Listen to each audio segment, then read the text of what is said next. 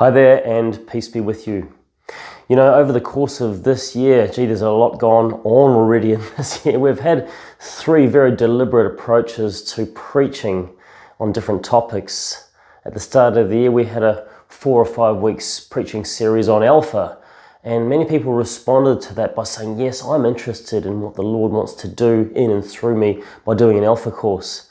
Then we had a 6-week preaching series on our 6 ministry areas through the lens of our 6 values as a parish, being Christ-centered, being joyful, relationship-centered, generous, courageous, and authentic. And that was all in the lead up to our first annual parish service day. And people responded by saying yes. And now we're coming down off another peak in preaching with our 2-week series on sacrificial giving, and people were responding even after the first week, and they'll continue to respond over these next few weeks. This weekend, there's actually nothing out of the ordinary going on, and I'm experiencing at the moment a wonderful just taking a breather, a relax, and opening my mind and the ears of my heart up to what God wants to say, what God is doing in and through me.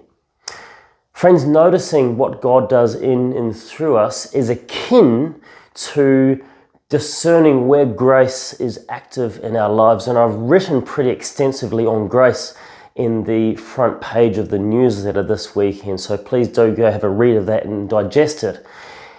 Every time we find ourselves responding to invitations to do something like Alpha, to put our hands up for service, to give something or more of ourselves, we're responding to grace, which is already there, to the gentle invitation of grace.